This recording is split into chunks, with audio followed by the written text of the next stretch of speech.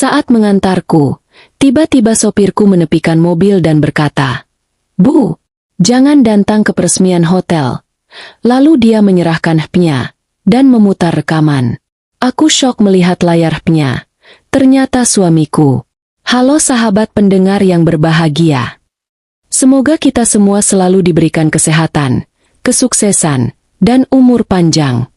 Sebelum kita lanjut ceritanya, bantu agar channel ini terus berkembang dengan like, subscribe, serta komen dari mana asal sahabat sekalian mendengarkan cerita ini. Jika sudah, mari kita mulai ceritanya. Mobil hitam itu melaju pelan meninggalkan rumah, membawa aku menuju sesuatu yang seharusnya menjadi hari paling membanggakan bagi keluarga suamiku. Peresmian Aurevo Grand Hotel. Mereka bahkan sudah membayangkan foto keluarga besar terpampang di koran esok hari, dengan suamiku sebagai otak sukses di tengah sorotan kamera. Aku duduk di kursi belakang, menatap pantulan diriku di kaca. Blus putih sederhana, rok gelap selutut, riasan tipis. Semua tampak biasa. Hampir tidak terlihat seperti seseorang yang memegang mayoritas saham hotel yang sedang diresmikan itu. Dan memang, mereka tidak pernah tahu. Setiap kali angin AC mengenai wajahku, ingatanku melayang pada suara-suara yang selalu diulang mertua. "Serifa, kalau bukan karena anakku, kamu itu apa? Ibu rumah tangga. Udah, jangan berharap lebih. Tolong, kalau ada tamu investor, kamu duduk diam. Jangan bicara. Kamu nanti salah ngomong." Dan suamiku, Dramaza, dengan kemeja mahal dan gaya berbicara yang dibuat-buat, ia selalu berdiri di depan kamera, menyebut hotel sebagai hasil kerja keras keluarga Fardhan. Padahal, kalau semua orang tahu kenyataannya, bahwa hotel ini berdiri dari warisan ayahku, aku tidak tahu bagaimana wajah mereka akan berubah. Aku menarik napas panjang, mencoba menyingkirkan rasa perih yang sudah lama jadi temanku. "Tidak apa-apa," bisikku dalam hati.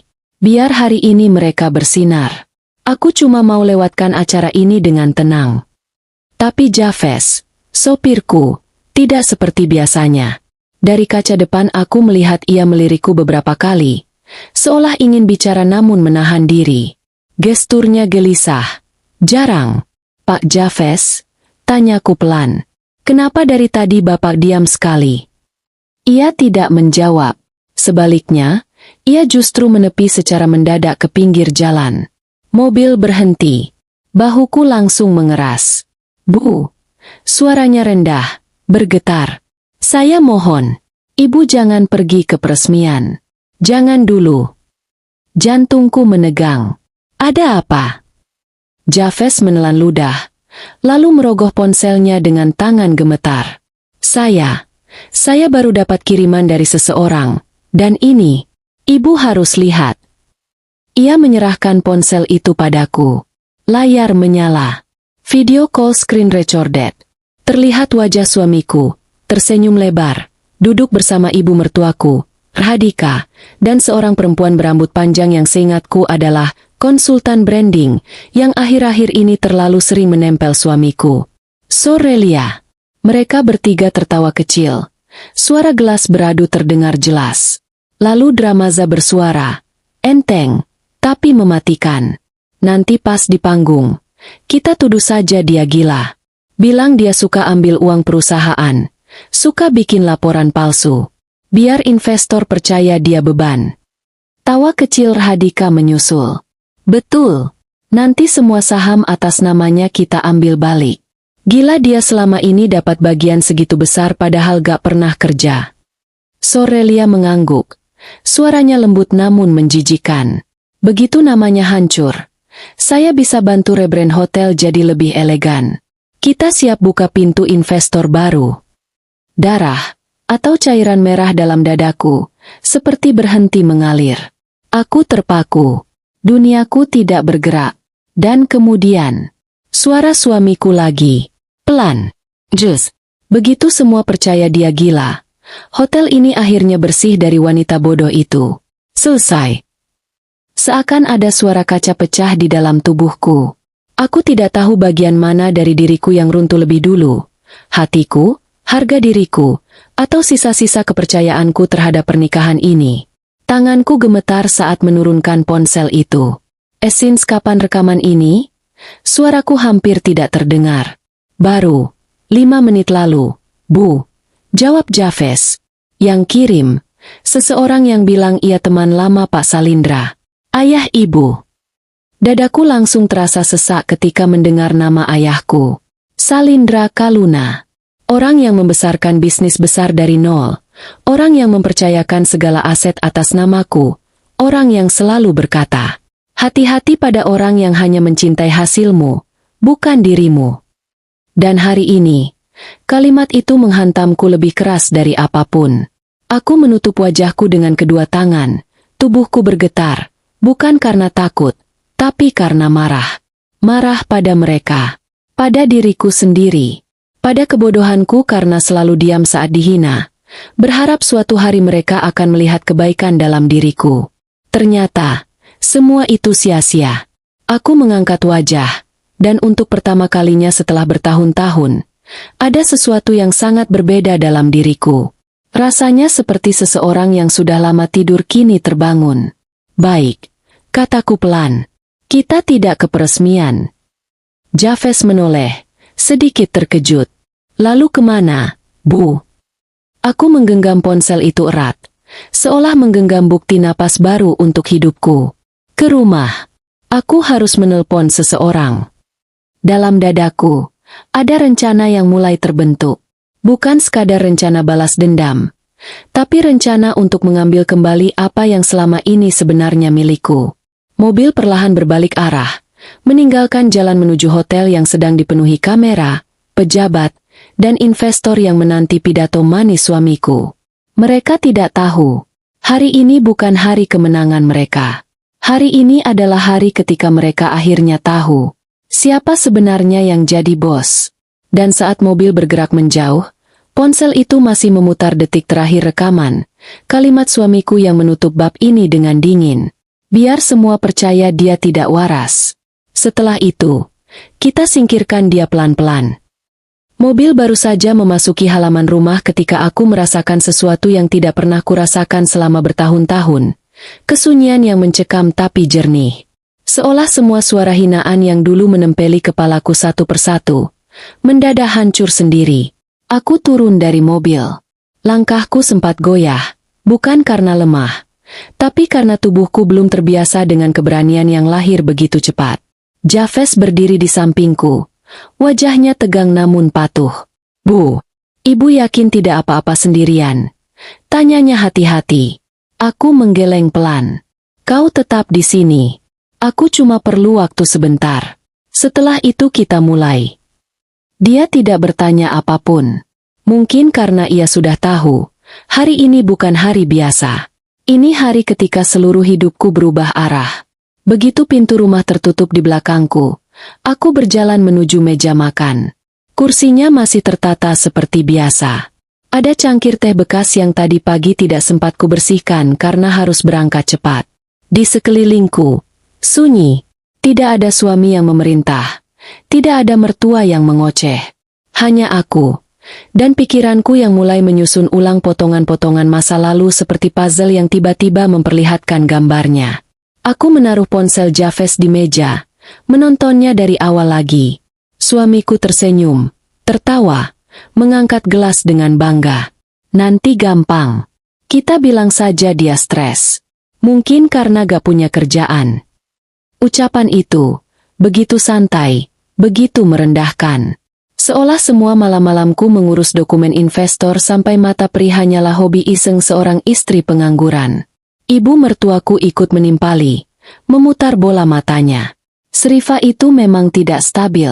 Dari dulu juga begitu. Makanya jangan banyak kasih tanggung jawab ke dia. Wanita itu lupa. Semua yang ia pamerkan pada tetangga, tas barunya, gelang barunya, rumah yang ia tinggali, dibayar dari uang ayahku. Kata-kata mereka menusukku bukan lagi sebagai penghinaan, tapi sebagai bukti bahwa aku sudah terlalu lama rela diperlakukan seperti tidak ada. Aku mengusap air mata yang jatuh tanpa suara. Sudah cukup, gumamku.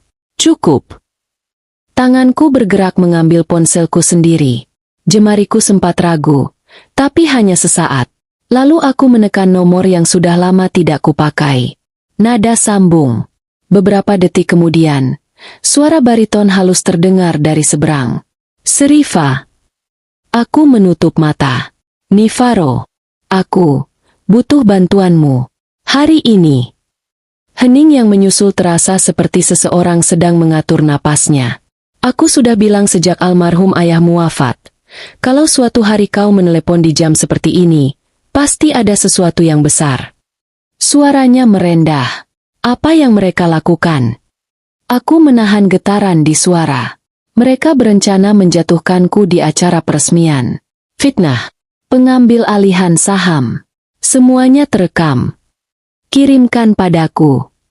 Nada suaranya mendadak berubah. Dingin. Profesional. Si Nifaro Jain yang dulu selalu menasihatiku agar tidak melepaskan seluruh kendali pada suami. Aku mengirim rekamannya. Hanya butuh beberapa detik sebelum ponselku berdering lagi. Serifa, katanya, suaranya kini seperti bilah baja. Ini bukan sekadar percobaan pengkhianatan. Ini juga usaha kriminal untuk menghilangkan hakmu sebagai pemilik sah aset. Aku menahan napas. Jadi, apa yang harus kulakukan? Aku datang ke sana dalam 2 jam. Jangan ke hotel. Jangan hubungi suamimu. Dan tolong. Ia berhenti sebentar. Nadanya melembut. Jangan menangis lagi. Kau jauh lebih kuat dari yang kau pikirkan. Panggilan berakhir. Aku menatap lantai. Membiarkan napas panjang keluar dari dadaku seperti membuka pintu setelah terlalu lama terkunci. Saat aku mengangkat kepala lagi, aku bisa melihat bayangan diriku sendiri di kaca jendela. Tapi bukan Serifa yang selama ini mereka hina. Yang kulihat sekarang adalah seseorang yang baru mengenali dirinya sendiri, tanpa rasa takut. Aku mengirim pesan singkat pada Javes agar ia bersiap. Lalu duduk di sofa ruang tengah. Di situ, mataku tanpa sengaja menangkap figura lama di rak atas. Foto ayahku dan aku saat masih bekerja sebagai konsultan keuangan internasional. Wajah ayahku bangga. Tanganku menggenggam sertifikat penghargaan. Masih kuingat kalimat yang beliau ucapkan malam sebelum pergi meninggalkanku untuk selamanya. Orang bisa meremehkanmu karena kamu terlalu lembut. Nah, tapi satu hari nanti, saat mereka mencoba merampas yang bukan hak mereka, kau harus berdiri. Tenang, tapi jelas. Sebuah ketukan samar terdengar di pintu ruang depan. Suaranya pelan, segan. Bu, boleh saya masuk? Suara Javes. Aku berdiri. Masuk, Pak. Ia melangkah hati-hati, seperti takut salah gerak. Di tangannya ada amplop kecil. Ini, dari seseorang yang mengaku kenal dekat dengan ayah ibu. Ia menitipkan pada saya sewaktu pemakaman dulu, tapi bilang, hanya berikan kalau Serifa mengalami sesuatu yang tidak adil. Amplop itu terasa berat meski kecil. Aku perlahan membukanya. Ada 3 hal di dalamnya. Sebuah flash disk berwarna hitam. Sebuah kartu nama Raflio Drustan. Dan secari kertas dengan tulisan tangan ayahku sendiri. Kalau kau membaca ini, berarti kau sudah melihat siapa yang benar-benar berdiri di pihakmu. Ingat, otoritas ada pada namamu, bukan pada seseorang yang memakai namamu. Tubuhku terasa bergetar lagi, bukan karena sedih, tapi karena sesuatu yang mirip pencerahan. Potongan demi potongan mulai menyatu. Selama ini aku pikir ayahku hanya ingin aku hidup tenang dalam pernikahan. Rupanya, ia sudah melihat bahaya jauh sebelum aku sadar. Javes menatapku, penuh kecemasan. Bu, apa yang akan ibu lakukan sekarang? Aku menggenggam kertas kecil itu. Dan saat aku mengangkat wajah, suaraku terdengar berbeda dari suara yang pernah keluar dari diriku selama ini. Aku akan mengambil hidupku kembali, Pak. Dan hari ini, mereka akan tahu siapa yang sebenarnya jadi bos. Di luar, suara notifikasi dari ponselku berbunyi lagi. 1 pesan masuk. Dari nomor asing. Hanya berisi 1 kalimat. Bu Serifa, kami siap mengikuti instruksi Anda. RD. Pesan itu membuat tengkukku merinding. Raflio Drustan. investor terbesar jaringan hotel internasional. Pria yang suamiku puja-puja sebagai mitra masa depannya. Ternyata, justru dia bergerak lebih dulu. Dan saat aku menatap layar ponsel itu, aku sadar, apapun yang menunggu di peresmian hotel hari ini, sudah tidak lagi berada di tangan mereka.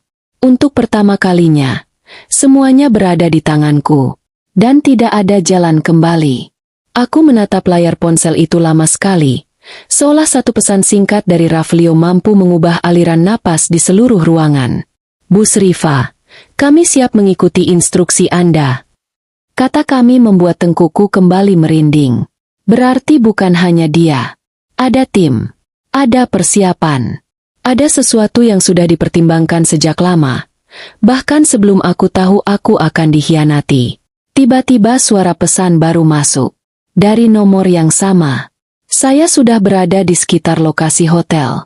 Katakan kapan saya harus masuk. Hidupku terasa seperti dua dunia yang baru saja bertabrakan keras.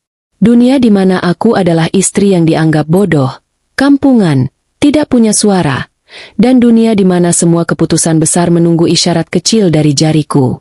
Aku menarik napas panjang, mencoba menenangkan jantung yang berdegup tak beraturan. Jafes berdiri tidak jauh dariku, wajahnya penuh kehati-hatian. Bu, kalau ibu butuh saya melakukan apa saja, tinggal bilang. Amanah almarhum ayah ibu. Bukan main-main bagi saya. Aku menatapnya, dan untuk pertama kalinya aku melihat Jafes bukan sebagai sopir, tapi sebagai seseorang yang diam-diam mengamati, bertahan di bawah hinaan mertua, menunggu momen yang tepat untuk menepati janji kepada ayahku. Terima kasih, Pak. Suaraku pelan, tapi tegas. Hari ini, saya tidak akan bertarung sendirian. Aku duduk di kursi ruang tengah, meraih ponsel, dan menghubungi orang yang menjadi pintu pertama dari rencana ini, Nifaro Jain. Panggilan terhubung hanya dalam satu dering. Sriva, katanya, nada suaranya lebih tajam daripada sebelumnya. Aku sudah melihat rekamannya. Hukuman percobaan fitnah publik seperti itu bisa membuat mereka kehilangan hak waris, hak akses aset, bahkan posisi sosial. Bagaimana langkah pertama? Tanyaku lembut. Meski tangan kiriku menggenggam sandaran kursi sekuat mungkin. Aku sudah menghubungi kantor notaris dan bagian legal mitra investor. Kita akan buka struktur asli saham Aurevo Grand. Kau pemilik 70%. Sisanya terbagi antara Yayasan Salindra dan investor minor. Tidak ada ruang bagi mereka untuk menggulingkanmu secara legal. Tidak sedikit pun. Aku memejamkan mata. Bukan karena ingin menangis, tetapi karena lega mendengar sesuatu yang selama ini kusimpan rapat-rapat akhirnya disebut oleh orang lain. Dan, Raflio, tanyaku hati-hati. Dia menghubungiku. Katanya siap mengikuti instruksiku. Terdengar suara tawa pendek dari Nifaro, suara yang jarang sekali kudengar. Aku sudah menduganya. Dia investornya, Sriva. Investor utamanya. Legalitas kerjasama yang disampaikan suamimu pada publik itu hanya kosmetik. Kerjasama sesungguhnya selalu mengatasnamakanmu. Ia berhenti sejenak. Di mata investor, kau bukan istri IM. Kau partner utama. Kata partner. Aku menggigit bibir, menahan sensasi aneh yang mengalir di dadaku. Bukan romantis, lebih seperti diakui. Setelah bertahun-tahun disilakan duduk di belakang layar. Apa langkah berikutnya? Tanyaku lagi. Ada dua pilihan. Suara Nifaro turun. Serius. Pertama, kita siarkan semuanya setelah acara peresmian. Biarkan mereka memulai sandiwara. Baru kita runtuhkan dari bawah. Aku membayangkan wajah suamiku. Adika. Sorelia. Mereka berdiri di panggung besar. Siap menjatuhkan namaku secara publik. Tapi pilihan itu berarti, aku harus menunggu sampai mereka melukaiku dulu. Dan pilihan kedua, runtuhkan mereka sebelum sempat bicara. Jawabnya datar. Masuk sebelum pidato dimulai. Tunjukkan struktur saham. Pemilik sah. Warisan ayahmu. Semua. Tentu saja, Dengan izinmu. Aku membuka mata perlahan. Di luar jendela, aku melihat bayangan diriku sendiri. Tidak lagi sebagai korban, tapi seseorang yang akhirnya duduk di kursi kemudi hidupnya sendiri. Aku bertanya pelan, kalau kau jadi aku, kau pilih yang mana? Di seberang, Nifaro menahan napas sebelum menjawab. Serifa, ini bukan sekadar soal menang atau kalah. Ini soal mengambil kembali suara yang mereka ingin hilangkan darimu. Dan menurutku, suaranya merendah, tapi tajam. Kau layak berdiri di depan panggung itu. Sebelum mereka sempat menyebut satu kata tentangmu. Tanganku mengepal tanpa kusadari. Dan disitulah, tekad itu terkumpul dalam satu kalimat di dalam kepalaku. Aku tidak akan menunggu mereka menelanjangiku di depan dunia. Aku akan datang bukan sebagai istri, bukan sebagai korban, tapi sebagai pemilik sebenarnya. Aku membuka mata. Baik, kita lakukan pilihan kedua. Nifaro langsung bergerak. Aku akan atur semuanya. Kau harus bersiap berangkat dalam 1 jam. Dan Serifa, pastikan kau kuat ketika berdiri di depan mereka. Karena setelah hari ini, tidak akan ada lagi jalan kembali. Panggilan ditutup. Aku meletakkan ponsel di meja, mencoba menenangkan napas yang terasa naik turun. Di sisi ruangan, flash disk hitam yang kutemukan di amplop tadi seakan memanggilku. Aku mengambilnya, menusukkan ke laptop di meja kecil. File di dalamnya hanya satu. Auref_True Ownership, PDF. Jantungku berdetak kencang ketika membukanya. Dan saat layar menampilkan data lengkap, warisan ayahku, pembagian saham, kontrak investasi yang ditandatangani atas namaku. Aku akhirnya mengerti. Ayahku tidak pernah meninggalkan aku sendirian. Ia hanya menunggu aku mengenali siapa diriku sebenarnya. Pintu ruang tamu diketuk lagi. Javes masuk dengan wajah tegang. Bu, barusan ada kabar dari hotel. Aku menoleh cepat. Apa? Javes menelan ludah. Suami ibu. Katanya akan memulai pidatonya lebih cepat. 1/2 jam dari sekarang. Darahku langsung terasa dingin. Mereka mempercepat panggung penghancuranku. Tanpa tahu bahwa mereka justru mempercepat langkahku untuk menghancurkan mereka. Dan di detik itu, aku sadar, bab selanjutnya tidak akan bisa kembali normal. Ada sesuatu yang sangat besar, yang sedang menunggu untuk terjadi. Telepon rumah tiba-tiba berdering keras, memecah ketegangan yang sudah memenuhi ruangan. Suaranya menusuk, menggetarkan udara seperti alarm bahaya yang tidak terlihat. Aku menoleh tajam ke arah alat itu. Nomor yang muncul di layar kecil membuat perutku menegang. Dramaza, suamiku. Orang yang, beberapa menit lagi, berniat menjatuhkan nama baikku di panggung nasional. Aku berdiri membeku. Ponsel itu terus berdering, seolah mendesak agar aku mengangkatnya dan kembali menjadi Serifa yang lama, yang diam, mengangguk, membiarkan diri diinjak. Tapi aku tidak bergerak. Biarkan ia bicara dengan udara hari ini. Hadiah kecil sebelum badai yang ia ciptakan sendiri menerjang balik. Aku membiarkan telepon itu berhenti dengan sendirinya. Tak lama kemudian, ponselku bergetar. Kali ini pesan masuk. Sayang, kamu di mana? MC mau mulai. Jangan bikin malu keluarga. Aku menutup layar ponsel itu tanpa menjawab apapun. Javes menatapku dari seberang ruangan. Bu, mereka pasti panik kalau ibu tidak datang. Aku mengembuskan napas pelan. Biarkan mereka panik. Di sisi lain kota, di ballroom Aurevo Grand, suamiku dan ibu mertuaku pasti sedang sibuk memoles cerita mereka. Narasi yang sudah disusun rapi untuk menghancurkanku. Aku bisa membayangkan Radhika yang sibuk mengatur rambutnya sambil berbisik sinis kepada tamu-tamu perempuan. Serifa itu memang begitu. Tidak stabil. Kasihan anakku menikahinya. Atau melihat Sorelia, perempuan modis itu, berjalan di sisi Dramaza, sesekali menyentuh bahunya seperti ingin menunjukkan kepada dunia siapa yang sebenarnya berada di pihaknya. Tapi sesuatu dalam diriku hari ini, sudah tidak lagi bisa tersakiti oleh bayangan itu. Yang kurasakan hanya kejernihan. Seolah aku baru pertama kali melihat dunia tanpa kabut manipulasi mereka. Sementara itu, di hotel, ballroom Aurevo Grand selalu jadi kebanggaan mertua dan suamiku. Lampu kristal, panggung mewah, karpet merah yang disewa mahal. Semua demi satu gambaran. Keluarga Fardhan adalah keluarga kaya baru yang berkelas.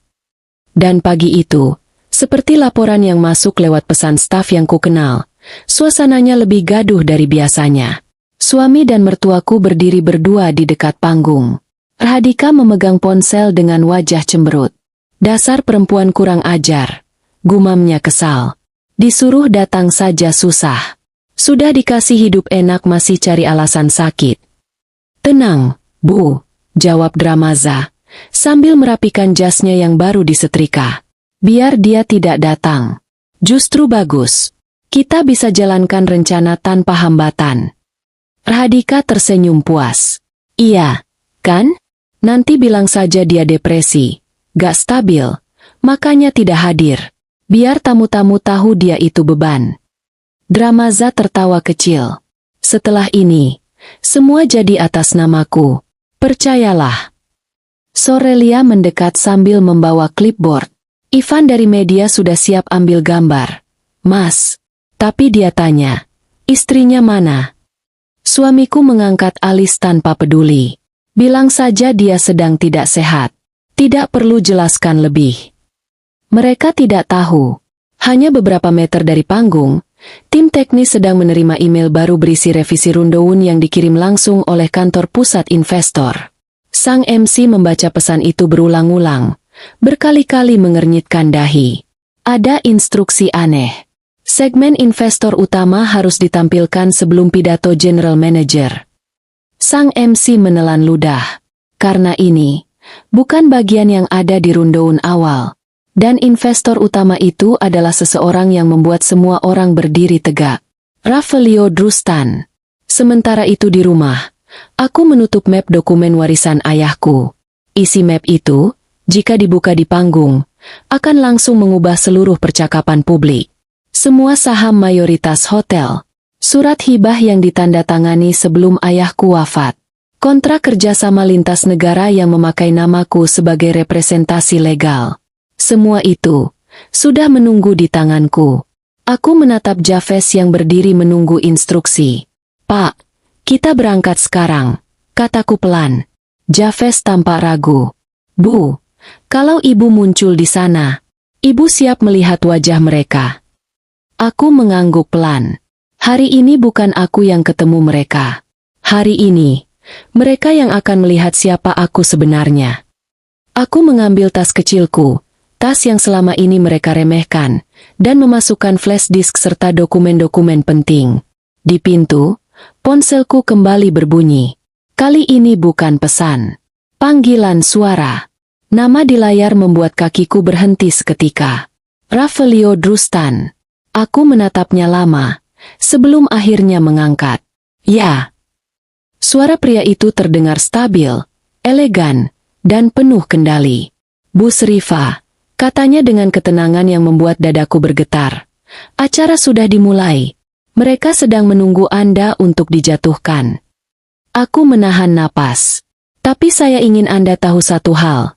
Lanjutnya, begitu Anda masuk ruangan itu, semua akan berdiri mengikuti arah Anda. Termasuk saya.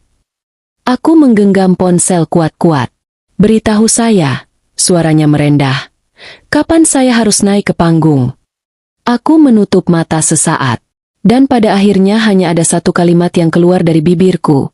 Kalimat yang menggerakkan seluruh rencana balas dendam yang selama ini tertahan. Tunggu aba-aba dariku. Hari ini, kita ambil panggung mereka. Ravelio menjawab pelan. Terdengar hampir seperti tunduk. Baik, Bu Serifa. Aku menutup telepon dan melangkah keluar rumah. Di balik bahuku, pintu tertutup pelan. Seperti sebuah bab lama yang akhirnya kupaksa berhenti. Dan untuk pertama kalinya dalam hidupku, aku berjalan menuju perang yang justru akan menyelamatkanku. Mobil sudah menunggu. Hari sudah bergerak. Dan di hotel sana, mereka sedang sibuk mempersiapkan pidato untuk menghancurkan namaku. Tanpa menyadari, aku sudah bersiap menyobek panggung mereka dari akar terdalamnya. Angin siang terasa panas ketika aku dan Javes melaju menuju pusat kota. Dari balik kaca mobil, gedung-gedung tinggi tampak bergetar samar, seperti tahu bahwa hari ini bukan hari biasa. Hari ini bukan sekadar peresmian hotel. Ini hari ketika semua kebenaran yang selama ini kubiarkan dia mulai berjalan keluar dari bayang-bayang. Perjalanan hanya memakan waktu 20 menit, tapi kepalaku dipenuhi potongan masa lalu yang selama ini kusimpan rapat. Semua tentang ayahku, semua tentang bagaimana hotel ini sebenarnya dibangun dari hidupku, bukan dari keluarga Fardhan. Ingatan itu pecah satu persatu. Aku memegang tas kecil di pangkuanku. Di dalamnya ada flash disk hitam pemberian ayah, surat hibah saham, dan amplop berlogo kantor hukum keluarga Kaluna. Dokumen yang, selama ini, dianggap kertas tak berguna oleh suamiku. Serifa, tanda tangan apa sih itu? Udah, simpan-simpan kertas begitu cuma bikin kamu pusing. Dokumen investor kok kamu yang pegang? Serahkan ke aku saja, kamu kan gak ngerti. Padahal, semua investor menulisku langsung. Dear Miss Rifa, please confirm the next step.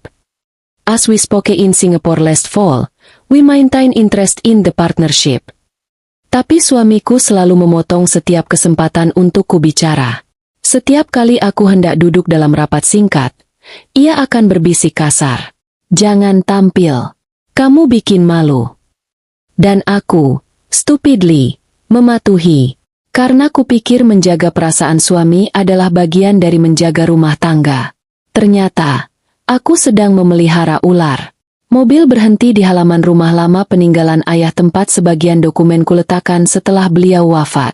Bukan rumah besar, rumah sederhana dengan halaman kecil dan pohon soka di sudutnya. Tapi di tempat inilah semua fondasi kekuatanku disimpan. Pak Javes, kataku saat turun. Bapak ikut saya ke dalam. Ada yang harus saya lihat. Ia mengangguk dan membukakan pintu. Rumah itu sunyi. Udara di dalamnya mirip museum. Tenang, penuh memori yang tidak bersuara. Aku berjalan ke lemari besi kecil dekat ruang kerja ayah. Di sanalah ayah sering menghabiskan malam, menulis, memikirkan masa depan yang, kini baru kusadari, bukan untuk suamiku, tetapi untukku. Kombinasi brankas itu masih kuingat. Ultahku, disusul 3 angka acak. Pintunya berbunyi klik pelan. Di dalamnya ada map biru, map yang dulu ayah bilang, hanya buka ini jika sesuatu yang besar terjadi. Tanganku gemetar ketika menarik map itu keluar. Javes berdiri beberapa langkah di belakang, menjaga tatapan penuh hormat. Aku membuka map itu perlahan. Di dalamnya ada sertifikat kepemilikan 70% saham Aurevo Grand atas namaku. Kontrak investor utama yang ditandatangani ayah dan Ravelio Drustan. Surat kuasa hukum kepada Nivaro Jain. Dan, sebuah catatan kecil, tulisan ayah dengan pulpen hitam, rapi dan tegas. Jika kepercayaanmu dikhianati, buka suara. Bukan untuk menghancurkan mereka, tapi untuk menyelamatkan dirimu. Tulisan itu membuat mataku memanas. Ayah, seolah tahu semuanya akan sampai pada hari seperti ini. Astaga, gumamku, menutup mulut. Ayah sudah mempersiapkan semuanya. Javes maju 1 langkah. Ini sebabnya saya diminta menjaga ibu. Beliau selalu bilang, Serifa akan terlihat lembut, tapi dia pemilik sebenarnya. Lindungi dia saat waktunya tiba. Aku meremas map itu. Dan hari itu sudah tiba. Aku kembali menatap dokumen-dokumen tersebut. Kebenaran yang selama ini kusembunyikan dari diriku sendiri. Di luar, ponselku berbunyi. 1 pesan masuk dari Nivaro. Aku sudah di hotel. Rundown sudah kubah. Ravelio bersiap di backstage. Kau masuk begitu aku beri aba-aba. 1 pesan lagi masuk dari nomor berbeda. Staf internal hotel yang diam-diam selalu bersimpati padaku. Bu, Yem sepertinya mau mulai pidatonya sekarang. Dia bilang akan umumkan hal besar tentang kondisi mental pasangan. Tanganku mengepal sampai sendi-sendi terasa sakit. Mereka benar-benar akan menjatuhkanku secara publik. menghancurkan namaku di depan investor internasional, menyebutku tidak waras, mengambil hakku sedikit demi sedikit sampai aku tak punya apa-apa. Tapi hari ini, mereka akan berbicara di panggung yang bukan lagi milik mereka. Aku menutup brankas, menyimpan semua dokumen ke dalam tas. Pak Jafes, kataku tegas, antar saya ke hotel sekarang. Ia menunduk dalam. Baik, Bu. Kami melangkah keluar rumah. Angin sore menyapu halaman kecil itu, membawa aroma soka yang dulu ayah tanam. Dan entah mengapa, rasanya seperti ayah berdiri di ambang pintu, mengangguk tipis, memberi izin. Saat aku membuka pintu mobil dan hendak masuk, ponselku kembali bergetar. Nomor tak dikenal. Pesan pendek saja. Dia sedang memulai pidatonya. Jika Anda ingin menghentikan mereka, ini waktunya. Aku menatap layar ponsel, lalu menatap diriku sendiri lewat kaca mobil. Hari ini, bukan aku yang datang sebagai istri, bukan korban, bukan orang yang diam. Hari ini aku datang sebagai pemilik panggung. Aku masuk ke dalam mobil, menutup pintu, dan mengucapkan satu kalimat yang membuat Jafes menyalakan mesin tanpa ragu. Cepat, Pak. Kita tidak akan biarkan mereka selesai bicara. Mobil melaju, meninggalkan halaman rumah ayah, dan menuju ballroom tempat 3 orang yang pernah kucintai sedang menggali kuburan mereka sendiri, tanpa sadar menunggu kedatanganku. Mobil melaju cepat menuju Aurevo Grand Hotel.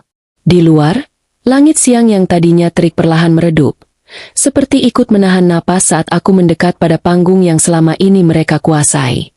Jantungku berdegup perlahan namun berat, bukan karena takut, tapi karena aku tahu, dalam hitungan menit, 3 orang yang selama ini berdiri di atas kepalaku akan kehilangan seluruh pijakan mereka. Bu, kita hampir sampai, ujar Jafes sambil melirik kaca spion. Acara sudah dimulai. Saya lihat dari berita lokal, tamu undangan sudah penuh. Aku mengangguk. Mataku tajam memandang gedung hotel megah yang mulai tampak di kejauhan. Aurevo Grand, bangunan setinggi belasan lantai, dinding kaca besar, lobi yang dipenuhi bunga putih. Hotel yang mereka banggakan, yang mereka klaim sebagai hasil kerja keras keluarga Fardhan. Hotel yang berdiri dari modal ayahku. Hotel yang sahamnya, 70%, ada atas namaku. Hotel yang mereka rencanakan untuk merampas dariku hari ini. Dan aku datang untuk mengambilnya kembali. Mobil berhenti beberapa meter sebelum pintu utama hotel agar tidak menarik perhatian. Tepat ketika aku bersiap turun, ponselku bergetar. Panggilan masuk. Nifaro. Aku angkat cepat. Serifa, suaranya pelan namun mendesak. Posisimu di mana? Di sisi gedung. 5 menit menuju lobi. Baik, dengarkan baik-baik.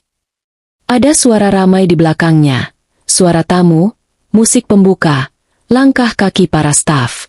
Dramaza sudah mulai pidatonya. Ia sedang menyampaikan narasi pembuka, dan setelah ini, ia akan masuk ke bagian yang menuduhmu tidak stabil secara mental. Mereka benar-benar siap mempermalukanmu di depan investor internasional. Aku menggenggam tas erat. Berapa menit sebelum giliranku? Tepat setelah dia mencoba menyebut namamu. Di rundown baru, MC akan memanggil investor utama terlebih dulu sebelum Yem bicara lebih jauh. Itu instruksi langsung dari kantor pusat, atas nama Ravelio. Nada suaranya mengeras. Kau harus masuk sebelum mereka sempat membalik cerita. Aku menarik napas dalam. Bagaimana Ravelio? Menunggu di backstage. Jika kau masuk, dia masuk setelahmu. Kita akan buka dokumen secara hukum. Aku sudah siapkan semuanya. Detik itu, sesuatu dalam dadaku terpasang kuat seperti kunci masuk ke tempatnya. Baik, jawabku pelan namun tegas. Kita lakukan. Terakhir, tambah Nifaro, ingat yang ayahmu ajarkan. Bukan amarah yang akan menjatuhkan mereka, tapi fakta. Panggilan terputus. Di dalam ballroom, suamiku sedang berbicara dengan penuh percaya diri. Lampu sorot menimpa wajahnya yang tersenyum sok bijak. Sorelia berdiri di sisi kanan panggung, menyilangkan tangan sambil tersenyum tipis. Radhika duduk di barisan depan bersama rombongan keluarga. Wajahnya memancarkan kesombongan khas seseorang yang yakin dunia ada di genggamannya. Salah satu staf foya-foya keluarga Fardhan berbisik ke teman duduknya. "Kasihannya, Bu Serifa, gak datang. Kayaknya beneran depresi." Radhika mendongak bangga. Memang begitu adanya. Dari dulu juga dia agak aneh. Dramaza melanjutkan pidatonya. Suaranya dibuat rendah, seolah prihatin. "Kita semua tahu, dalam dunia bisnis, stabilitas adalah hal penting. Dan dalam beberapa bulan terakhir, ada pihak yang kurang mampu menjaga stabilitas itu." Ia berhenti sebentar, pura-pura menarik napas berat. Tamu mulai berbisik. Sorelia menatapnya dengan anggukan kecil, memberi dorongan untuk melanjutkan. Suara Dramaza menjadi lebih jelas. "Siap menyebut namaku. Dan pihak itu adalah..." Mikrofon tiba-tiba mati. Lampu panggung meredup. MC menerima catatan baru dari tim teknis. Setelah membacanya, wajahnya menegang luar biasa. Ia mengambil mikrofon cadangan. "Maaf, Tuan dan Nyonya." Suaranya terdengar gugup. Sebelum General Manager melanjutkan pidatonya, investor utama Aurevo Grand meminta segmen khusus untuk disampaikan terlebih dahulu. Seluruh ballroom tersentak. Investor utama? Bukannya YM yang bangun hotel ini? Ada apa sebenarnya? Radhika menoleh ke kiri kanan, cemas. Sorelia mengerutkan kening. Dramaza membeku. Suamiku mencoba protes. "Tidak ada dalam jadwal ini." MC memotong cepat. Suaranya jelas. Perintah langsung dari pusat. Tidak bisa ditunda. Dramaza kehilangan warna di wajahnya. Ia baru menyadari, ada sesuatu yang tidak berjalan sesuai rencana. Di luar, aku baru melangkah turun dari mobil ketika pintu samping hotel terbuka dari dalam. Seorang staf, wanita muda yang dulu pernah difitnah mertua karena salah menyusun dokumen, berlari kecil menghampiriku. Begitu melihatku, ia langsung menunduk dalam. "Bu Serifa, semuanya sudah siap. Tim investor menunggu. Pengacara menunggu. Anda tinggal masuk." Aku mengangguk lembut. "Tolong bantu arahkan saya." Wanita itu tersenyum kecil. Suaranya bergetar karena tegang dan lega bersamaan. Mereka akan sangat menyesal pernah meremehkan Anda, Bu." Aku tidak menjawab. Aku hanya melangkah masuk. Dan ketika pintu samping itu tertutup di belakangku, gelombang suara dari ballroom terdengar. Kegaduhan kecil karena munculnya perubahan rundown. Aku berjalan menyusuri lorong hotel. Setiap langkah terasa seperti menghitung detik menuju ledakan yang sudah lama ditahan. Setiap lampu, setiap pantulan kaca, setiap aroma karpet baru. Semuanya terasa seperti panggung yang selama ini seharusnya menjadi milikku. Di ujung lorong, Ravelio berdiri menungguku. Setelan hitamnya rapi. Tatapannya tajam. Namun ada sedikit kelembutan saat matanya bertemu mataku. "Bu Serifa," katanya tanpa senyum yang berlebihan. "Apakah Anda siap mengambil tempat Anda?" Aku mengangguk perlahan. Ayah saya pasti menunggu hari ini terjadi. "Saya juga," jawabnya tenang. "Mari, kita mulai." Ia membuka pintu backstage. Cahaya panggung menembus celah pintu itu. Terang, panas, nyata. Dan aku tahu, begitu aku melangkah keluar, tidak ada lagi yang kembali seperti dulu. Cahaya dari panggung menembus celah-celah tirai backstage. Terang, panas, dan menusuk bak sorotan yang selama ini tidak pernah diberikan padaku. Suara gemuruh tamu-tamu undangan memenuhi seluruh ruangan. Seperti gelombang yang siap pecah kapan saja. Aku berdiri di balik tirai itu, hanya terpisah satu langkah dari dunia yang selama ini menyingkirkan namaku. Napas terasa berat, bukan karena takut, tapi karena ini pertama kalinya aku akan berdiri sebagai diriku sendiri. Ravelio berdiri di sampingku, kedua tangannya disilangkan rapi. Ketika wajahku menoleh ke arahnya, ia mengangguk kecil, tenang, penuh keyakinan. Begitu MC memanggil segmen investor, ucapnya pelan, "Anda tinggal melangkah." Aku menatap layar monitor backstage. Di layar itu tampak Dramaza, suamiku, berdiri di panggung dengan wajah yang berusaha ia jaga tetap tenang. Tapi dari ekspresi matanya yang berkedip cepat, aku tahu ia panik. Radhika duduk di kursi VIP. Wajahnya masam, bibirnya berbisik-bisik kesal pada staf. Sorelia berdiri di samping panggung dengan clipboard yang kini tak berguna. Mereka semua menunggu momen untuk menjatuhkanku. Tidak tahu bahwa momen itu sedang berbalik arah. MC naik ke panggung. Suaranya terdengar dari speaker. Tuan dan Nyonya, sebelum kita melanjutkan pidato General Manager, pihak investor utama meminta waktu untuk menyampaikan klarifikasi mengenai struktur kepemilikan Aurevaux Grand. Keributan kecil langsung menyapu ballroom. Beberapa tamu menoleh ke belakang. Beberapa investor mengernyitkan dahi, bertanya-tanya. Di layar backstage, wajah Dramaza tampak menegang.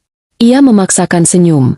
Senyum palsu yang selama ini ia gunakan untuk menipu dunia. Tidak ada klarifikasi yang diperlukan, katanya sambil tertawa canggung. Saya rasa. MC memotongnya halus, tetapi tegas. Mohon maaf, Tuan. Instruksi ini datang langsung dari pusat permodalan. Tidak bisa diabaikan. Sorelia menatap suamiku dengan wajah pucat. Radhika berdiri, berbisik dengan suara panik. Apa maksudnya ini? Kenapa investor mau bicara? Bukannya ini acara kita. Dramaza hanya bisa menatap layar LED besar di belakangnya, menunggu apa yang akan muncul. Dan di detik itulah, suara pelan dari Rafflio terdengar di telingaku. Sekarang, aku melangkah ke arah panggung. Setiap langkah terasa seperti menembus kabut masa lalu. Lorong kecil ini, tempat para staf biasanya hilir mudik, kini terasa seperti jalan menuju takdir. Begitu aku mencapai tepi tirai, staf teknis menariknya sedikit. Cahaya panggung langsung menyilaukan mataku. Tapi aku tidak menutupnya. Aku berdiri tegak. MC melihatku dari jauh, lalu tersenyum lega. Tuan dan Nyonya, suaranya menggema. Mari kita sambut pemilik saham mayoritas Aurevaux Grand Hotel. Ruangan menjadi sunyi. Benar-benar sunyi. Seperti seseorang menekan tombol mute pada ratusan mulut. MC mengucapkan namaku dengan jelas. Ibu Sriva Kaluna. Tirai terbuka. Dan aku melangkah keluar. Waktu seolah berhenti. Ratusan pasang mata menatapku. Mata para pejabat, investor, media, tamu VIP, staf hotel, semuanya membeku. Sorelia menjatuhkan clipboardnya. Radhika ternganga tanpa suara. Mata Dramaza membesar, memancarkan ketakutan yang selama ini tak pernah ia tunjukkan padaku. Aku berdiri di panggung. Cahaya menimpa tubuhku dengan tegas. Bukan menyorotku sebagai istri manajer hotel, tapi sebagai pemilik sah yang selama ini disembunyikan. Aku tidak langsung bicara. Aku membiarkan hening itu membunuh sisa-sisa keangkuhan mereka. MC menyerahkan mikrofon padaku. Aku menerimanya tanpa gemetar. Selamat siang. Suara pertamaku keluar stabil. Perkenalkan, aku Sriva Kaluna. Beberapa tamu langsung saling berbisik. Kaluna. Itu nama ekonom besar. Salindra Kaluna. Jangan bilang dia ada hubungannya. Aku melanjutkan, pelan tetapi tajam. Sebelum acara ini berlanjut, izinkan saya menjelaskan satu hal. Tentang siapa pemilik hotel ini. Dan siapa yang sesungguhnya bekerja di balik semua proyek besar yang kalian lihat hari ini. Wajah Dramaza memucat. Ia melangkah maju tergesa, mencoba memotong. Sayang, apa yang kamu? Aku menoleh ke arahnya. Sangat pelan. Dan ketika mataku menatapnya, ia berhenti. Ada sesuatu di wajahku yang belum pernah ia lihat sebelumnya. Sesuatu yang ia takutkan sejak awal tapi tidak pernah ia sadari. Aku mengambil map biru dari tas kecilku. Dokumen warisan ayahku. Suara mikrofon menangkap bunyi kertas ketika kubuka lembar pertamanya. Ini, kataku, adalah hibah saham dari mendiang ayahku, Salindra Kaluna. Menyatakan bahwa 70% kepemilikan Aurevaux Grand Hotel ada atas namaku. Seluruh ballroom langsung meledak dalam riuh bisik-bisik. Sorelia menutup mulutnya. Radhika hampir jatuh kembali ke kursinya. Dramaza, mundur selangkah. Aku belum selesai. Sejak awal, lanjutku, kontrak proyek, modal awal, izin investasi luar negeri, semuanya menggunakan namaku. Aku mengangkat lembar-lembar itu hingga layar LED menampilkan salinan digital yang telah dikirim oleh Nivaro ke tim teknis. Tampilan itu begitu jelas. Sriva Kaluna, primary owner. Aku melihat suamiku gemetar. Aku mengembuskan napas pelan. Dan hari ini, saya berdiri di sini untuk menjelaskan bahwa proyek besar ini tidak mungkin terjadi tanpa warisan ayahku. Dan kerja keras saya sendiri yang selama ini tidak kalian lihat. Hening lagi. Lalu, sebuah suara dari belakang panggung memotong hening itu. Suara bariton yang dalam, stabil, dan sangat berwibawa. Dan saya, katanya, siap mendukung setiap langkah dan keputusan pemilik sah perusahaan ini. Semua kepala menoleh. Ravelio Drustan melangkah keluar dari balik tirai. Rapi, tenang, dan penuh otoritas. Investor utama Aurevo Grand. Orang yang selama ini suamiku puja sebagai pintu masa depan. Orang yang sekarang berdiri di sisiku. Aku perlahan menatap Dramaza yang kini kehilangan seluruh pijakan di bawah kakinya. Dan sebelum aku sempat mengatakan apapun lagi, Nivaro berjalan masuk dari sisi panggung, membawa tablet dan map hukum. Untuk melengkapi, katanya dengan suara formal, kami akan memutar satu rekaman. Wajah suamiku langsung berubah putih sepucat kertas, yang membuktikan adanya percobaan pengkhianatan terhadap pemilik sah Aurevo Grand. Lampu ballroom meredup. Layar LED bersiap memutar rekaman yang dikirim Javes. Dan tepat saat suara pertama dari rekaman itu mulai keluar, Dramaza berbisik lirih, panik, terhuyung ke arahku. Sriva, jangan lakukan ini, tolong. Aku menatapnya. Dingin, penuh luka, penuh keberanian yang lahir dari penghinaan yang terlalu lama ditelan. Aku tidak melakukan apa-apa. Dras. Bisikku pelan. Kalian yang memulainya. Lalu suara rekaman suamiku memenuhi ruangan. Nanti di panggung, kita tuduh saja dia gila.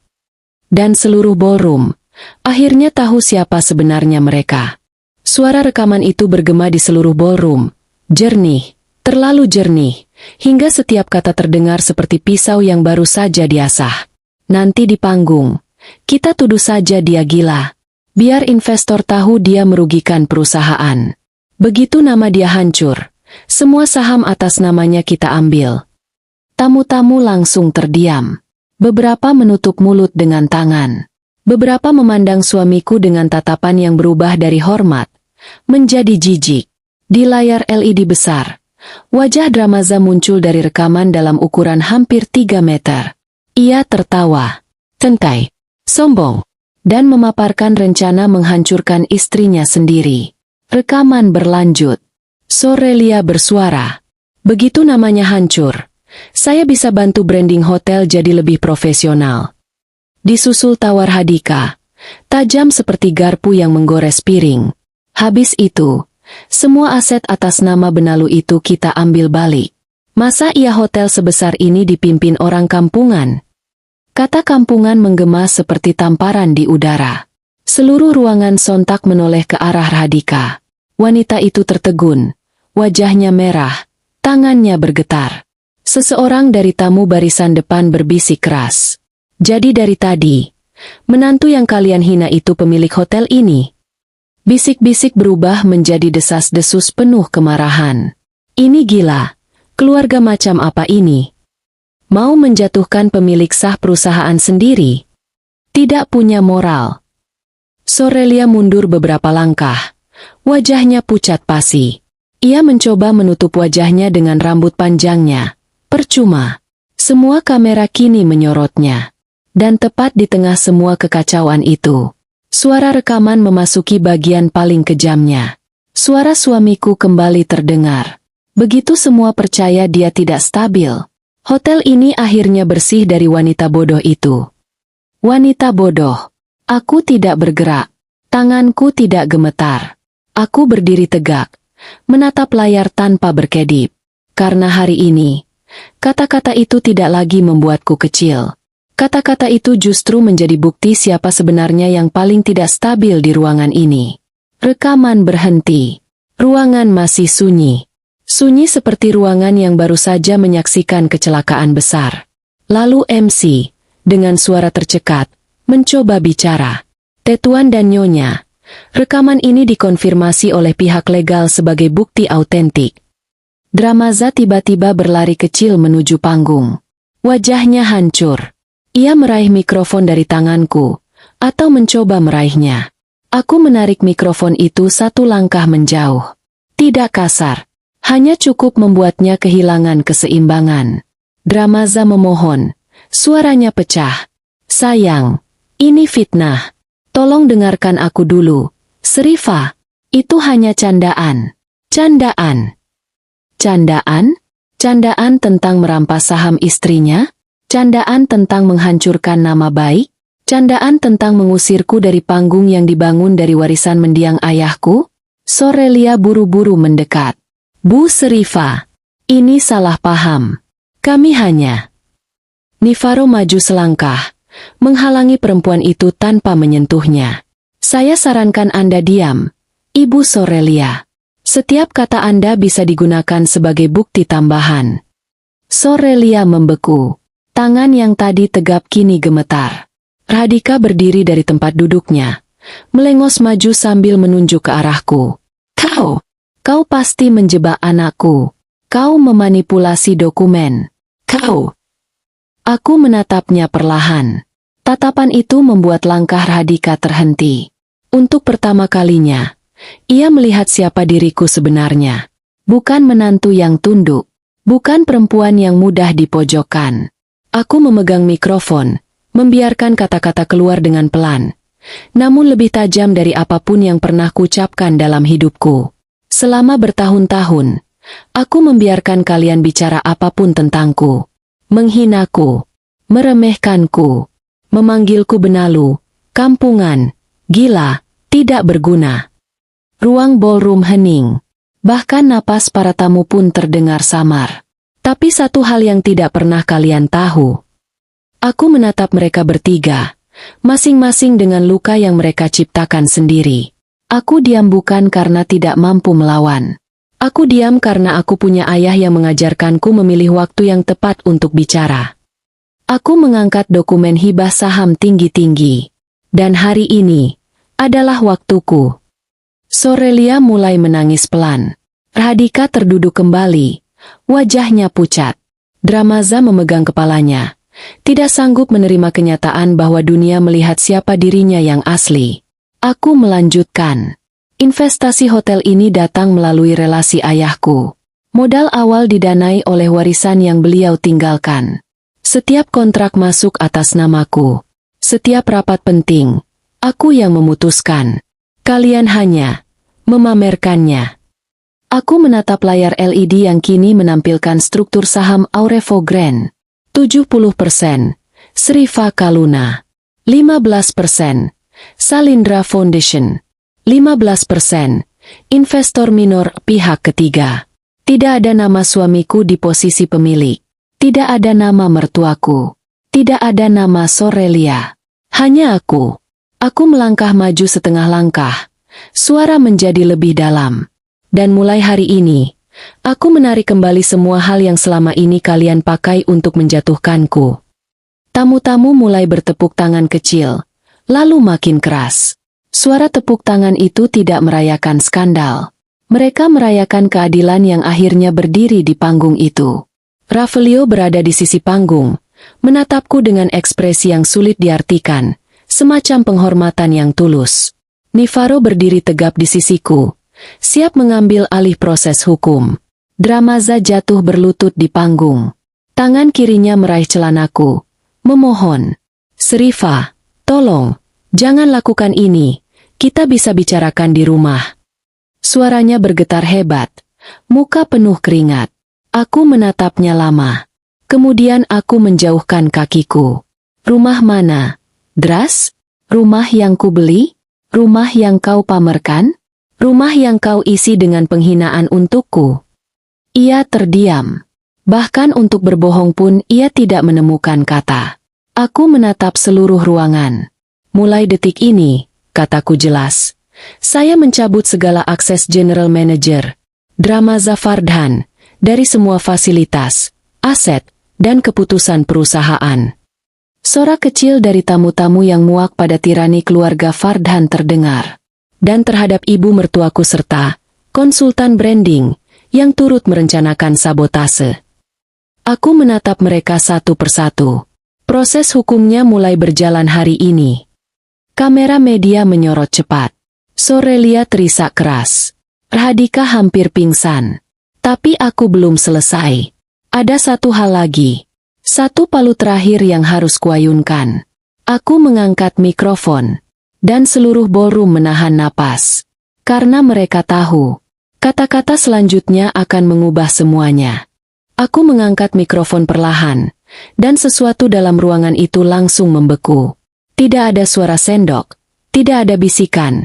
Bahkan napas pun terdengar tercekat. Semua mata tertuju padaku. Bukan sebagai istri seseorang. Bukan sebagai korban, tapi sebagai pusat gravitasi seluruh ruangan.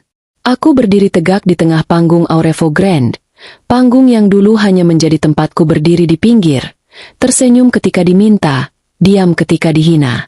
Hari ini, panggung itu milikku. Aku menatap layar LED besar yang masih menampilkan struktur saham. Lalu aku mulai bicara. Selama ini, kalian mengenal saya sebagai istri seorang manajer hotel. Sebagai menantu yang tidak pernah bersuara. Sebagai perempuan yang hanya mengikuti dari belakang. Aku berhenti sejenak.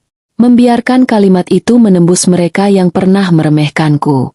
Tapi hari ini, izinkan saya memperkenalkan diri dengan benar. Aku menarik napas.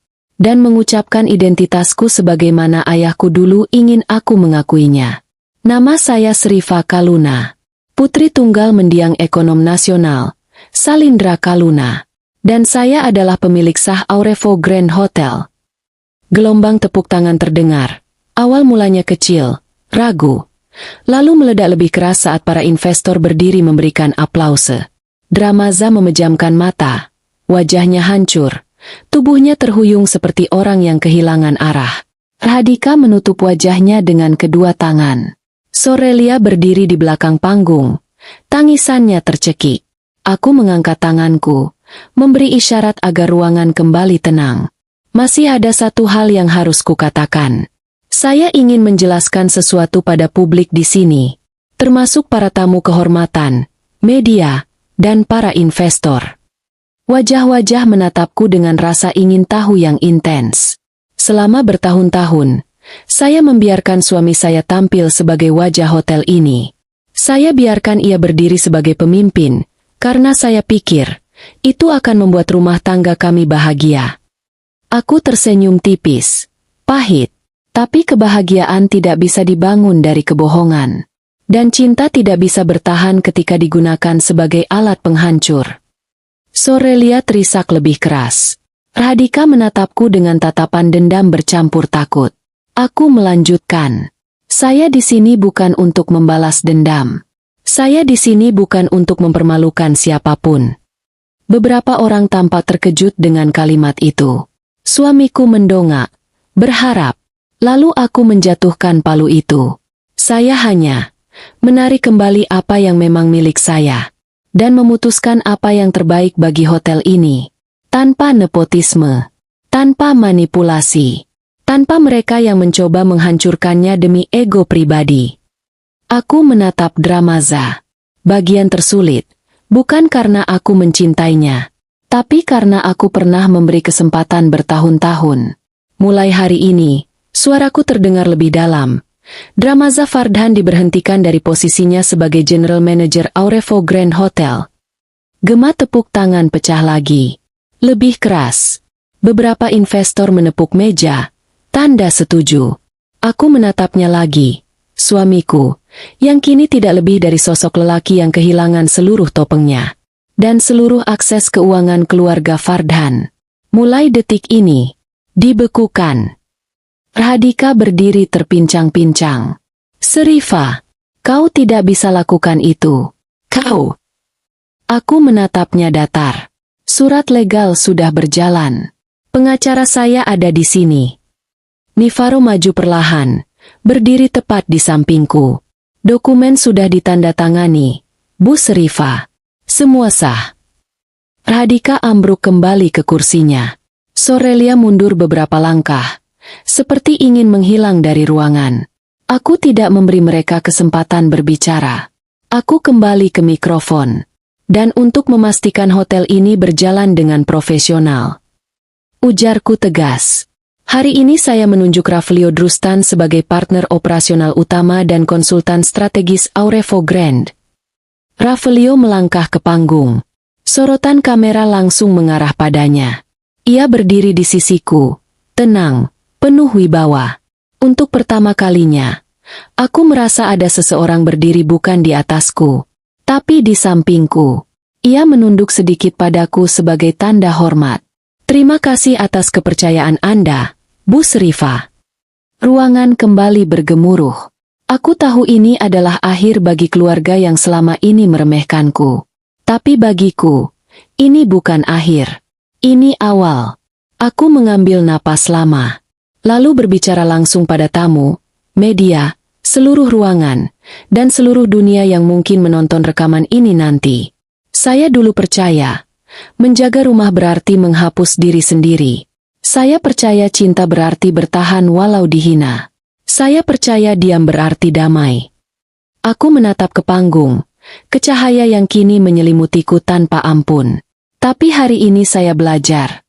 Diam hanya memberi ruang bagi orang lain untuk menindas kita. Aku menghentikan kalimat itu. Biarkan menancap dalam. Saya tidak mengajarkan kebencian. Saya hanya ingin menunjukkan bahwa perempuan manapun berhak mempertahankan apa yang menjadi haknya. Sorak dan tepuk tangan membahana. Namun di balik semua itu, aku merasa tubuhku seperti melayang. Aku sudah mengatakan semuanya. Dan baru saja akan menutup pidato, ketika tiba-tiba terdengar teriakan kecil dari sisi kiri panggung. Sorelia berlari maju, wajahnya basah oleh air mata. Aku harus bicara, teriaknya dengan suara patah. Aku punya sesuatu yang kalian semua harus tahu. Semua kamera menoleh ke arahnya. Nifaro langsung bergerak. Petugas keamanan hotel ikut maju. Sorelia terisak histeris. Suaranya pecah. Aku tidak sendirian. Ada orang lain yang membantu rencana ini. Seseorang yang jauh lebih tinggi dari kami. Ruangan mendadak kembali terdiam. Aku menatapnya. Jantungku menegang. Ada yang memerintahkanku. Suaranya bergetar. Bukan cuma Dramaza. Bukan cuma ibunya. Sorelia menunjuk seseorang di tengah tamu VIP. Kalian harus tahu siapa yang sebenarnya ingin menghancurkan Serifa Kaluna. Dia mengangkat tangannya perlahan, mengarah pada sebuah sosok yang berdiri dari bangkunya. Dan seluruh ballroom langsung bergemuruh ketakutan. Semua kepala menoleh serempak, mencari sosok yang ditunjuk Sorelia. Ballroom yang tadi dipenuhi tepuk tangan berubah menjadi kubangan ketegangan yang begitu pekat hingga udara terasa berhenti bergerak. Aku melihat tangannya gemetar, dan perlahan ia menunjuk seseorang di deretan tamu VIP. Seorang pria, berdiri, tenang sekali, berpakaian rapi dengan setelan gelap, wajah bersih, rambut tertata. Bukan keluarga Fardhan. Bukan investor rekanan. Bukan staf hotel. Seseorang yang seharusnya tidak berada di barisan tamu terdekat. Aku mengenali wajah itu. Semua orang kenal wajah itu. Karena ia adalah direktur keuangan grup Aurefo, atasan langsung suamiku dalam struktur perusahaan pusat. Orang yang selama ini suamiku sebut-sebut sebagai sumber koneksi dan peluang. Grahaf Desen. Seorang pria berusia 40-an, tampak tenang. Tetapi mata itu, mata yang berkilat tajam, terlalu tajam, mengisyaratkan sesuatu yang tidak pernah aku perhatikan sebelumnya. Sorelia menjerit, menunjuknya sambil menangis histeris. Dia yang menyuruh kami. Dia yang bilang Serifa harus disingkirkan. Dia yang bilang kalau hotel ini akan jatuh ke tangan keluarga luar kalau kami tidak bertindak. Ruangan langsung bergemuruh. Bisik-bisik berubah menjadi teriakan kecil. Beberapa tamu menutup mulut, beberapa mengangkat ponsel untuk merekam, dan sebagian besar memandang Grahava dengan wajah kebingungan bercampur takut. Radhika terpaku, tidak percaya. Dramaza menatap pria itu dengan campuran panik dan pengkhianatan. Ternyata dalangnya bukan hanya dirinya sendiri. Grahava hanya tersenyum tipis, sebuah senyum yang sama sekali tidak cocok dengan situasi. Cukup, katanya pelan namun tegas. Petugas keamanan maju, hendak mendekat, tetapi ia mengangkat tangan seolah tidak terganggu sama sekali. Nivaro maju satu langkah, suaranya dingin. Tuan Grahava, Anda harus menjelaskan apa hubungan Anda dalam rencana sabotase ini. Grahava menghela napas ringan. Ia melihat ke arahku, dengan tatapan yang membuat bulu kuduku merinding. Serifa Kaluna, katanya lembut. Seharusnya sejak awal Anda tidak memegang saham mayoritas. Ayah Anda terlalu percaya pada Anda. Aku berdiri mematung. Tidak tidak takut. Hanya mulai memahami pola besar yang selama ini tersembunyi. Jadi, lanjutnya, rumor tentang mental tidak stabil, pengambilan alih saham, pemecatan Anda, semua hanya jalan untuk memastikan proyek ini tidak jatuh ke tangan yang salah. Aku mencengkeram mikrofon erat-erat. Dan menurut Anda, tangan yang salah itu adalah saya. Ia tersenyum. Itu bukan pendapat saya, Serifa. Itu pendapat banyak orang yang lebih tinggi. Ruangan langsung gempar. Ravelio melangkah maju. Suaranya dalam dan tajam seperti belati yang baru keluar dari sarungnya. Tuan Grahava, Anda berurusan dengan pemilik sah perusahaan. Bicara hati-hati. Grahava memandang Ravelio dengan tatapan meremehkan. Ah, Tuan Ravelio. Investor yang begitu tergila-gila dengan kemampuan seorang perempuan yang bahkan keluarganya sendiri tidak hargai. Nada sinisnya membuat para tamu gelisah. Ravelio tidak terpancing. Ia berdiri sedikit di depanku, seperti melindungi posisiku tanpa membuatnya terlihat mencolok. Nivaro membuka mapnya. Ada bukti keterlibatan Anda? Tanyanya datar. Sorelia mengangguk cepat. Menangis. Dia mengancam saya. Mengancam Dramaza juga. Bilang kalau kami tidak menurut, posisi kami di perusahaan akan dicabut. Dia bilang Serifa tidak layak pegang aset sebesar ini. Aku menatap Grahava lurus. Motif Anda apa? Ia tersenyum lagi. Kali ini lebih tipis. Lebih dingin. Karena perusahaan besar tidak akan stabil dipimpin seseorang yang tidak bisa dikendalikan. Ada bisik-bisik tajam. Jadi mereka selama ini mau menghilangkan Serifa. Ini jauh lebih dalam dari skandal keluarga. Ini rencana pengambil alihan. Grahava mengangkat bahu, ringan, seakan tidak peduli dunia baru saja menyorotnya. Tapi tidak apa-apa, katanya tenang. Kalian menang hari ini. Enjoy the moment. Ia melangkah turun dari panggung tanpa melawan. Tetapi nada suaranya membuatku merinding. Kau pikir kau menang, Serifa? Ini baru permulaan. Petugas keamanan mengawalnya keluar ballroom. Namun aku tahu dari tatapannya. Ancaman itu bukan omong kosong. Saat pintu ballroom menutup di belakang Grahava, suasana kembali kacau. Para tamu ingin tahu apa yang terjadi. Media sibuk menyorot ke arahku. Investor minor saling berbisik cemas. Tapi aku berdiri diam. Sesuatu dalam diriku membeku, tetapi bukan karena takut. Aku tahu apa yang harus kulakukan. Aku kembali mengangkat mikrofon. Terima kasih, semuanya. Kataku pelan namun tegas. Saya tahu, apa yang baru kita saksikan barusan jauh lebih besar daripada konflik keluarga. Tapi saya berjanji. Aku menatap seluruh ruangan. Para pengusaha, pejabat, staf, publik. Aurevo Grand akan tetap berdiri, akan tetap jujur, akan tetap bersih. Tidak akan ada lagi permainan di belakang layar. Ravelio mengangguk perlahan, mendukung. Nivaro bersiap menyampaikan pernyataan hukum tambahan. Tapi aku belum selesai. Aku mencari Dramaza di lantai panggung. Ia menatapku. Remuk. Hancur. Kalah. Deras. Suaraku pelan. Tapi seluruh ruangan mendengarnya. Aku tidak membencimu. Ia terisak. Memohon. Air matanya jatuh bukan karena penyesalan, tetapi karena ketakutan kehilangan status dan kenyamanan. Tapi aku tidak bisa lagi tinggal bersama seseorang yang memilih menghancurkan istrinya, demi ambisi. Air mataku menetes, tapi aku tetap tegar. Aku melepaskanmu dari hidupku. Mulai hari ini, kau bebas dari aku. Dan aku, bebas dari kalian. Radhika menjerit kecil, tidak percaya. Sorelia menangis lebih keras. Tapi aku merasa ringan. Sangat ringan. Seolah selama bertahun-tahun aku hidup dengan beban di dada. Dan beban itu akhirnya kudorong keluar. Aku menundukkan kepala sedikit sebagai tanda hormat kepada para tamu. Terima kasih atas waktunya. Selamat menikmati acara. Aurefo Grand kini berada di tangan yang seharusnya. Dan aku melangkah turun panggung.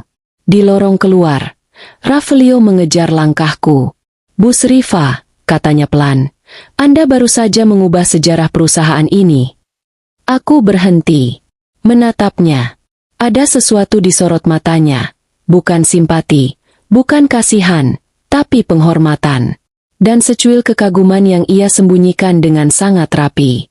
Aku menarik napas panjang. Ini belum selesai, kataku. Grahava. Orang di belakangnya. Kita harus siap. Ravelio tersenyum samar. Saya akan ada di pihak Anda. Apapun yang terjadi. Di luar ballroom, Javes menunggu dengan mata berkaca-kaca. Bukan sedih, tapi bangga. Aku menyentuh bahunya. Kita berhasil, Pak Javes. Ia menunduk dalam. Tidak, Bu. Andalah yang akhirnya berdiri. Beberapa minggu kemudian, keluarga Fardhan pergi dari rumah besar yang dulu mereka pamerkan. Rumah itu dijual untuk menutup utang yang selama ini disembunyikan dari suamiku sendiri. Dramaza hilang dari media. Sorelia kembali ke kota kecilnya. Radhika kembali ke rumah lama yang sempit. Rumah yang dulu ia hina sebagai bekas masa miskin. Aku berdiri di balkon Aurefo Grand yang kini resmi berada di bawah struktur baru. Angin sore menyapu wajahku. Di lantai bawah ballroom, ratusan perempuan UMKM sedang mengikuti pelatihan bisnis, program sosial pertamaku sebagai pemilik resmi hotel. Di sampingku, Ravelio melipat tangan. Ayah Anda pasti bangga, katanya pelan. Aku menatap matahari yang turun perlahan. Mungkin, jawabku. Tapi yang lebih penting, aku akhirnya bangga pada diriku sendiri. Ravelio tersenyum lembut. Ini awal, bukan akhir. Aku mengangguk. Hidupku bukan lagi tentang menahan luka, tapi tentang membangun sesuatu yang tidak bisa mereka sentuh. Dan saat matahari tenggelam, aku tahu satu hal. Mereka boleh mencoba menjatuhkanku. Mereka boleh mencoba mengambil segalanya dariku. Tapi hari aku berdiri di panggung itu adalah hari aku mengambil kembali hidupku. Dan tidak ada yang bisa merebutnya lagi.